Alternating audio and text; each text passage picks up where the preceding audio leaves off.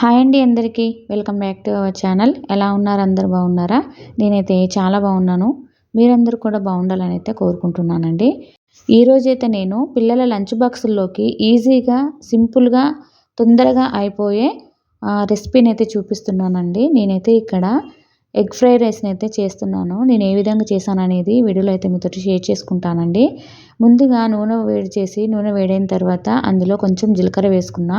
జీలకర్ర మంచిగా వేగిన తర్వాత పచ్చిమిర్చి ప్లస్ ఆనియన్స్ కట్ చేసి పెట్టుకున్నవి వేసానండి.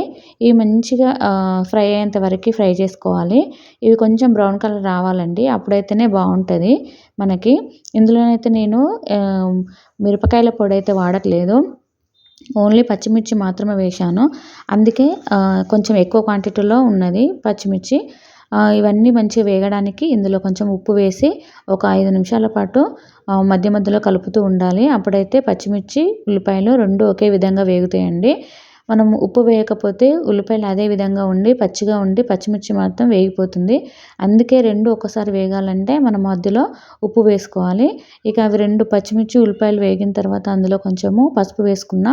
పసుపు వేసుకొని ఒక 2 నిమిషాలు కలుపుకోవాలి. దాని తర్వాత నేను ఇందులో అల్లం వెల్లుల్లి పేస్ట్ కూడా కొంచెమే వేసాను, ఎక్కువ వేయలేదు.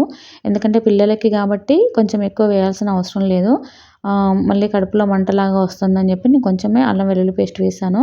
ఎందుకంటే మనము ఎగ్ కొట్టి వేస్తున్నాం కాబట్టి అదే అప్పటికి వేడి పిల్లలకి. అందుకే ఇది అల్లం వెల్లుల్లి పేస్ట్ కొంచెమే వేసుకున్నాను.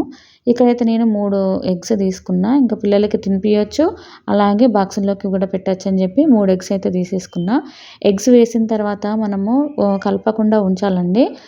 కలపకుండా అదే విధంగా ఉంచితే మన ఎగ్ అనేది అలాగే ఉండి ఇట్లా గట్టిగా అవుద్దన్నట్టు చిన్న చిన్న పీసుల్లాగా అవుతుంది. అప్పుడైతే పిల్లలు ఇష్టంగా తింటారండి. ఇట్లా సింపుల్గా చేసి పెట్టుకోవాలి. దేనికంటే ముందు నేను అన్నము వండిన తర్వాత కొంచెం చల్లార్చి అందులో నిమ్మకాయ అయితే పిండి అయితే పక్కన పెట్టేసుకున్నాను.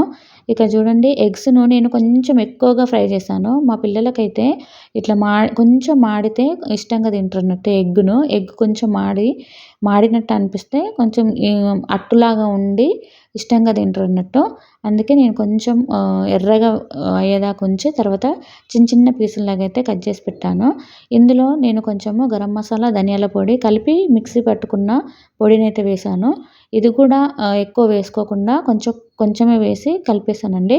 ఇక నిమ్మకాయ కలిపిన అన్నం ఉంటుంది కదా, ఒకటే నిమ్మకాయ కలిపిన, అందుకే ఎక్కువ కూడా వేయలేదు. ఎందుకంటే చలికాలం కాబట్టి వాళ్ళకి జలుబు దగ్గు రాకుండా ఉండడానికి ఒక్క నిమ్మకాయనే కలిపి ఈ చల్లార్చిన అన్నంలో కలపాలి నిమ్మకాయ. లేకపోతే దాని ఫ్లేవర్ అనేది పోతుంది. వేడన్నంలో మనం కలిపితే ఇంకా చల్లారిన అన్నాన్ని ఇట్లా వేసుకొని మొత్తం అంతా కలిసేలాగా కలిపి ఈ విధంగానైతే రెడీ చేసుకున్నానండి. నేనైతే సింపుల్గా, ఈజీగా ఇందులో నుంచి పిల్లలు ఏది బయట పడేయకుండా మొత్తం తినేస్తారు.